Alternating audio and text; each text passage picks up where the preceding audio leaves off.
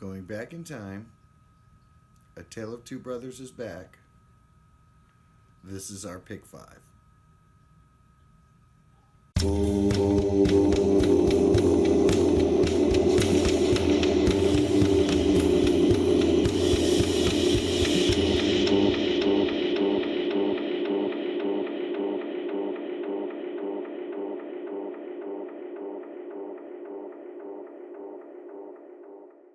Hello, VC. I'm Brother Eric, and this is the Plastic Soundwave Cult. So, this is going to be a three-part series that I'm going to do with my brother again. He came back to visit me in January, and we did like our musical journey video. And another video that I wanted to do originally was a pick five. So I wanted him to pick 5 important albums and bring them and we'd talk about them. But my brother's a much better person than I am, and he was able to take this idea and kind of notch it up a little bit. He came out here in January, just like a few days after my birthday. And in that time, he had sent some albums, and so what he did was he basically, I wasn't allowed to look at the albums until he got here, with the exception of one, but we'll get into that later.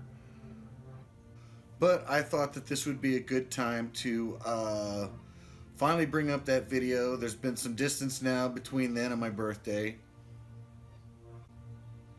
And the other video ended up being like a 5-parter. This one should be only a 3-parter.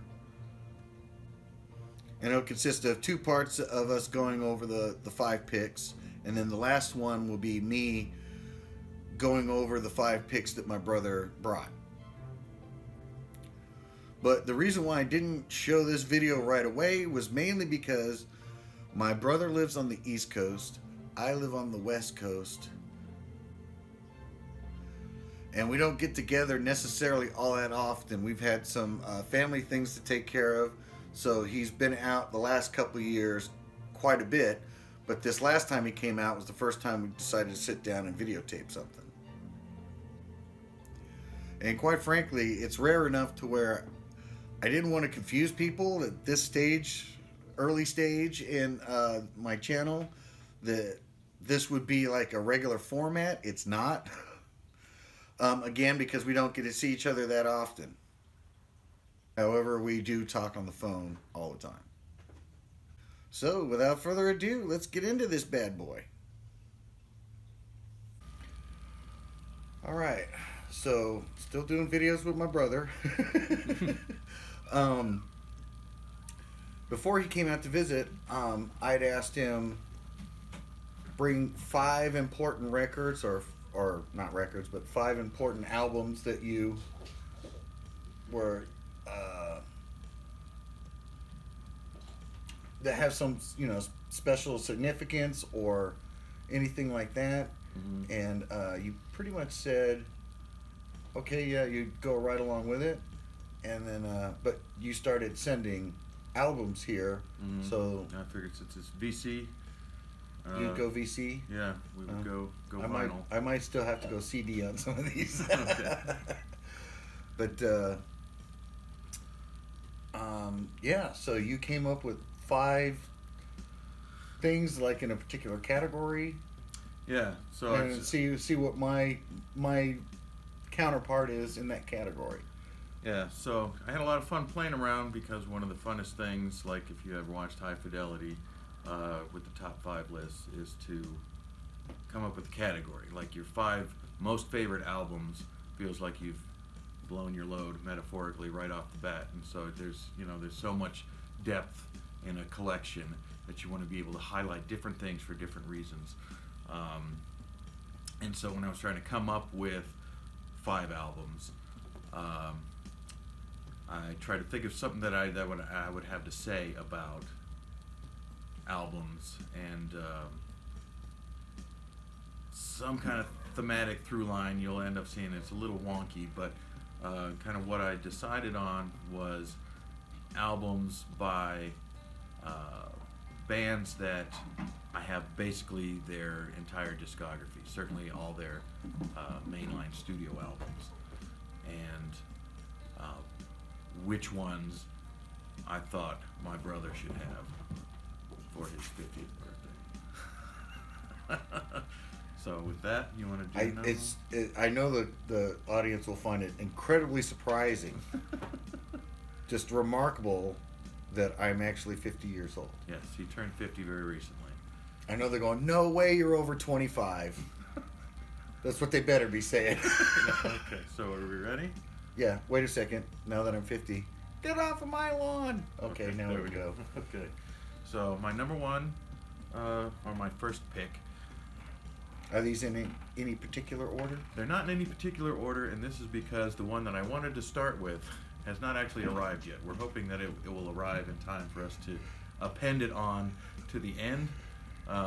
You may spot a quick wardrobe change. A wardrobe change. Oh, and speaking of wardrobe, I tried last video to match the aesthetic of the show with the black t-shirt with something on it, but that happens to be the only black t-shirt with something on it that I own. And then I thought, this has a little black on it, so this can be like, it's a White Stripes t-shirt. And also the lesser known Orange Stripes. So this Or is you my could be band shirt Patrick of the day. Wilhelm or whatever his name is, that guy that does the video analogy, or he analyzes yes. movies. Patrick Yes. Wilhelm. Okay, does he wear a lot of striped shirts? He wears striped shirts in every video. Okay, so anyway, So I only had the one shirt. Sorry. let's move on there, Yeah. Patrick. So, all right. My first choice is Camper Van Beethoven's Key Lime Pie. And this is an album, came out in 1989 and was the last album before they broke up for a time. They reformed and released an album in the early 2000s called New Roman Times, and then in the early 2010s they released a pair of albums whose names I'm not going to be able to think of off the top of my head, because I didn't think to look it up ahead of time, but I have them. But they're like place names, Mexican, I think they're in Spanish even, the titles. And so, in all honesty, the most Camper Van Beethoven, like the pinnacle of the Camper Van Beethoven sound is the album prior to this, which is our beloved Revolutionary Sweetheart. And so this one already falls off my list. I think it's a great record of representative albums by a band whose discography that I own, that I think that my brother, I flipped through his discogs to see everything that he had to see, to make sure I wasn't going to gift him with things that he didn't already have. And so this album, they're a band, you know, that they started, so I know he knows some Camper Van Beethoven. I And have telephone free Landslide landslide victory. Yeah. That's another hard one to remember. They started as not necessarily a ska band, but with a heavy ska influence, as well as kind of an Eastern Russian influence. There's Almost like a polka on some of them. Yeah, it's a very unique sound blend. So they're very kind of surfery ska, this kind of Russian folk music vibe with the violin especially, because the violinist wasn't what you would call a virtuoso. You know, it sounded more like fiddle sort of than violin, but with a very doleful tone that he would produce. And it just felt very Russian influence to me. And so their sound's very unique. And by the time they recorded this album, tensions in the band were high. This is, like I said, they broke up shortly after the album came out, like mid-tour. They all just had, and the original violinist had left by the time just before they recorded this album. So this was didn't have the sort of classic lineup. and it's this fuzzy girl here, Morgan Fichter or something, I think is her name, or Fichter, I have no idea how you pronounce it, took over the violin duties for part of this album. And so, but a lot of the ska and all of the fun, they had a lot of humor through their records, and it's just about all dried up here on this album, but I still love it, and something about the sourness of it just feels, it spoke to me at the time. I bought it when it came out, and has always just remained in rotation since I bought it now 30 years ago. Not this one, but Not that this one is well, it's fresh and new, but also horribly warped. It came, should we tell that story? if you want to, poorly packaged. It did not come in a package. They They took the label and slapped it on the shrink wrap, and when it came in, I was just like, "Whoa!" so we got a little bent It got a corner up little here. dinged up. It's got some rounded corners, and it is really warped. Yeah, both discs are warped. I don't know if they were warped before they left the site or not, but they're But warped one now. of the good things that kind of came out of that, though, to put a positive on a negative, is that I just have a little AT LP 60. I got the most basic turntable you can get that has decent sound and it's not in a suitcase, Mhm. you know? Mhm. And it doesn't even have a USB thing on it. And I was thinking for my 50th, I wanted to get a new record player. But this record player played this beat to shit record so well. I mean, Yeah. it did not sound distorted. No. So it played okay. Played I clean, want to but keep it that was- record player now. No, I mean, remember at the end there, that one time we listened to it, it actually caught the very end of the record. That's how warped it is. Yeah, it's way out there. So that's unfortunate. I'm a little upset about that. But that aside, the music on the record is fantastic. Yeah, yeah. And I listened to it when we listened to it. Yeah, and these were supposed to be surprises, but when it comes with just a label slapped on the record, I somehow figured out what it was. the jig was up. I could see through the shrink wrap. All right, so what would you counter this with? With something I think you should have in your Possibly, collection when yeah, you so turn I- 50 that I have that you don't have. I could go vinyl or thing. Now you like a fairly nicely produced sound for the most part, huh? Yes. Even though these Well- guys are kind of lo-fi, so I could go Yeah. with lo-fi. Yeah, I think you could appreciate, because I'm not gonna. Let's see, because you have at Budokan, right? I do not have I have several Cheap Trick albums, but I do not have Budokan. You do not have at Budokan. Well, I would have to pick then, since it's just a record. Well, no, I've heard they went in and touched it up. Something though that's lo-fi, not necessarily that you don't have. And I ended up getting so many records recently. I think you could handle listening to this album, Fuzz. It's lo-fi. And actually, I got this for Christmas, and I loved it so much that I did get the second one too. So, but this is a fairly long album. It's a short album. It's fairly lo-fi, super fuzzy, but it's not super.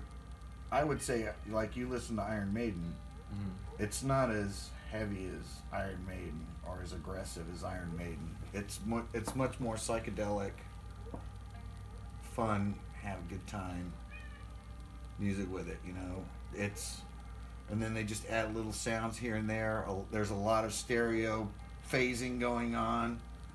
So I like it does for. it feel 60s? Does it feel 70s? Does it feel It feels a little 60s, a little 70s. and a little now? Well, you hadn't. It's another band that I think that. I don't know if you'd care for them as much, but Blue Cheer. I have Blue Cheer. And does Fuzz just have the 2 albums at this point? As far as I know, yeah. I think they might have one other one they did something with, that's a live album, I think, with like Third Man Pressings, but I'm not positive on that. But I can correct that. Mwah. And so,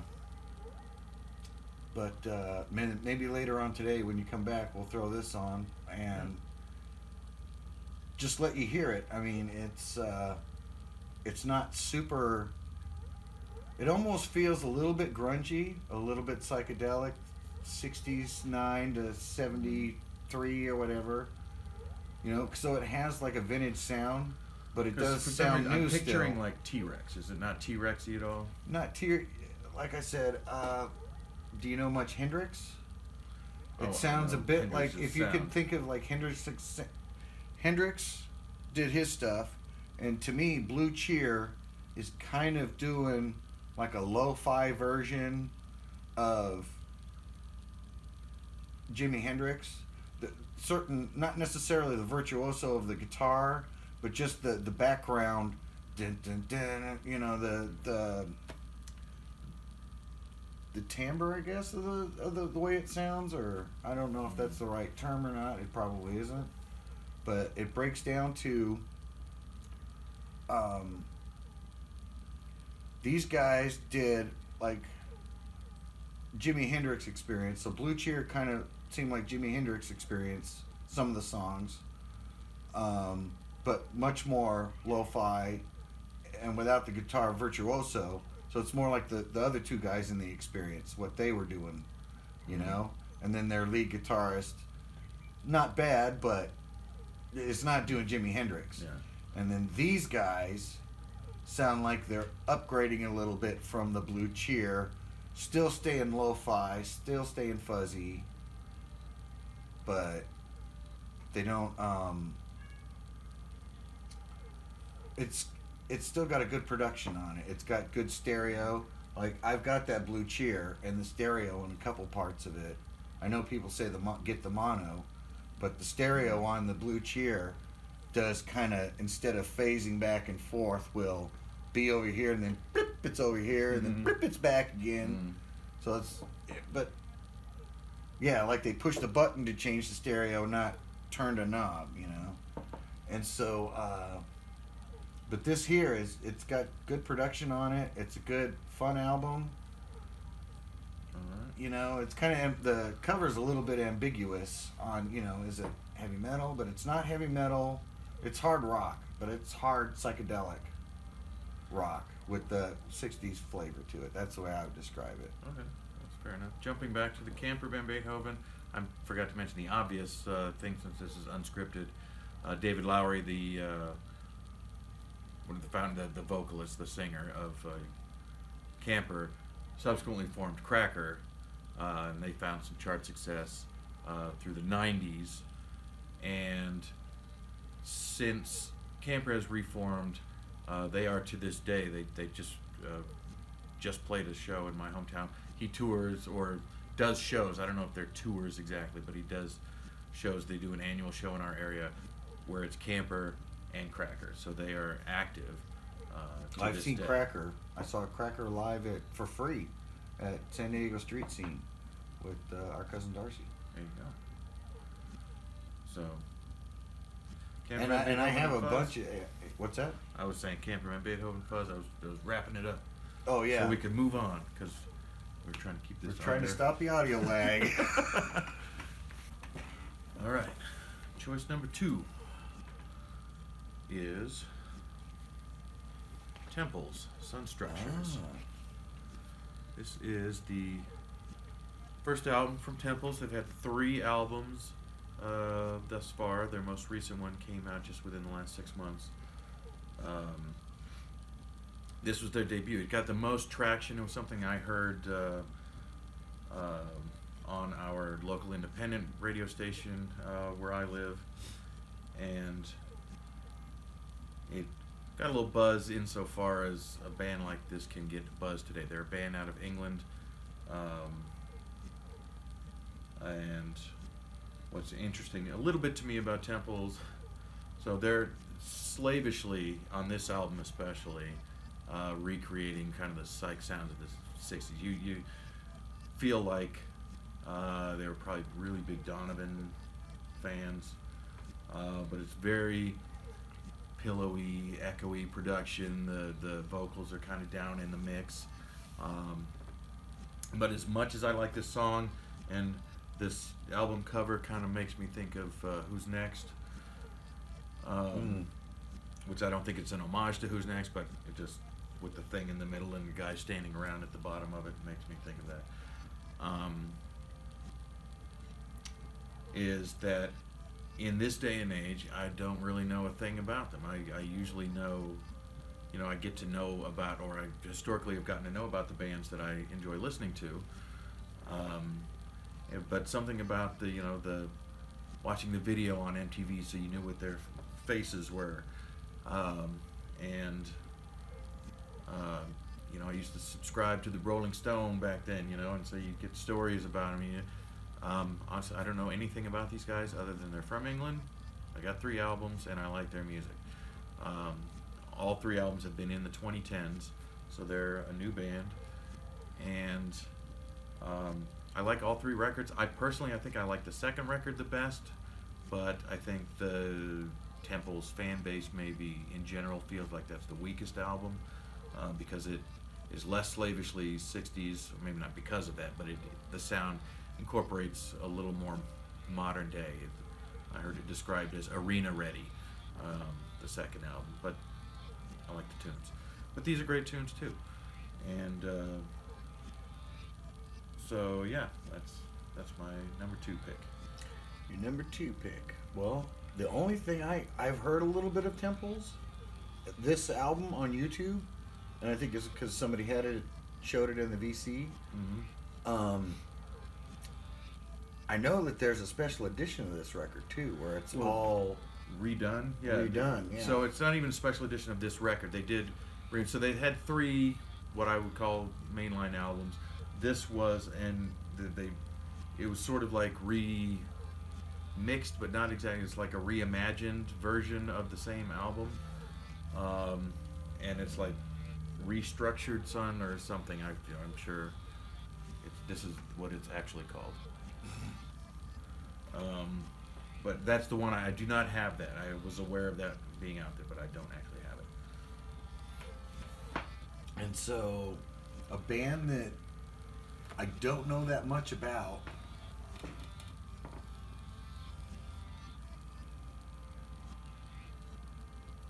Actually, there's kind of one band it falls under the same thing. Budgie. I heard this album.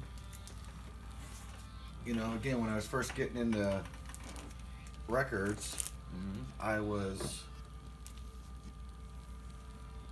going through to figure out how to do the recording.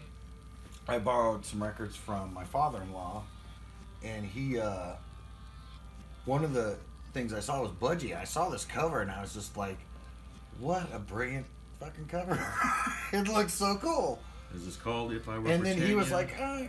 like, I'd waive the rules. Yeah. So he likes to do plays on words. So, he's like got songs like "You're as Hot as a Docker's Armpit." Is it a he? It's a he. It's a he. I think that these guys influenced early Rush a lot. They don't get a lot of call out for that, but before they had Neil Peart and they had John Rutley.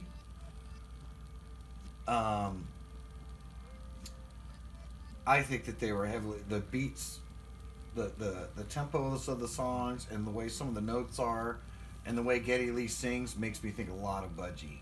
It was what was considered one of the early metal groups. It's early heavy metal, but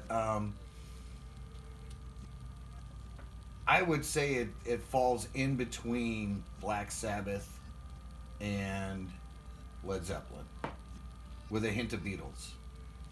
Yeah, you've talked to me a lot about Budgie, but I hear Budgie and I think the drummer for Susie and the Banshees is what always comes to mind. And so I feel like it's going to be a Susie and the Banshees kind of sound, but it's not at all. But I know a little bit about them. I think they're a Welsh band, but that's about all I know about them. And there's 3 guys in it? There's 3 guys in it. These are not the 3 originals. This is their 6th album. But I heard this, and he like played me a little sample. He was just like, yeah, they're okay. They got some weird songs and stuff, and but he said he got this album for the song Black Velvet Stallion. I think that was one of their more. Bread Fan was the other song that they had minor hits with.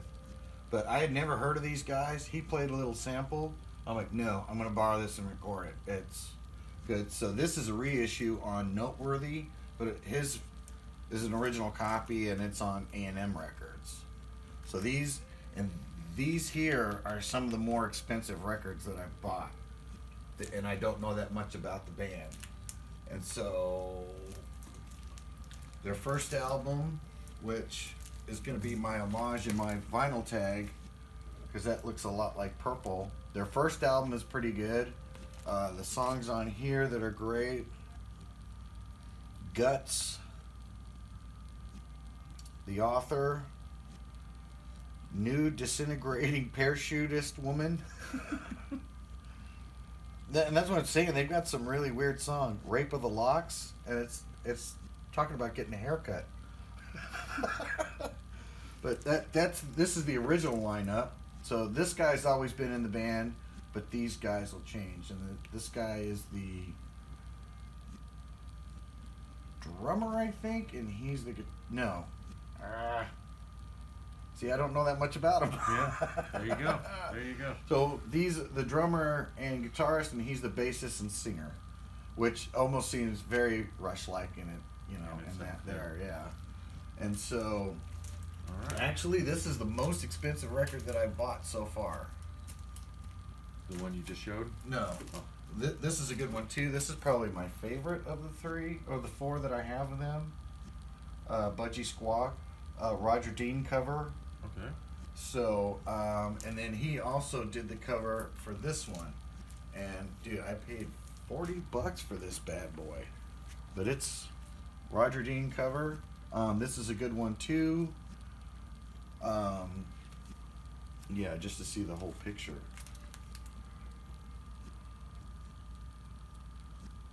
And so that's clearly Roger Dean. I mean, it's even the budgie is Roger Dean style. And this has got Bread Fan on it. In the grip of a tire fitter's hand. Writing My Nightmare, which is a really cool mellow song. And so, so you can look at the album. So the one guy that I showed on the far left on the other one is the drummer, and then the one guy's the guitarist. And it's very, very early heavy metal. And but it sounds a lot like Rush's first album, is what it makes me think of.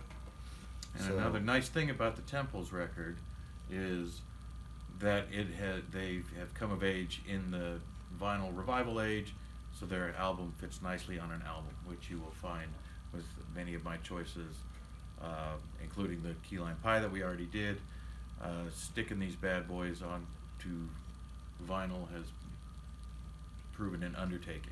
So a lot of these things get turned into double albums that were not necessarily conceived as such because they were made in the CD age.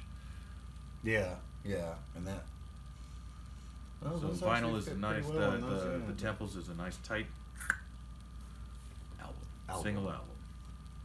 Right on. All right. All right. Let's take a break. How long is that?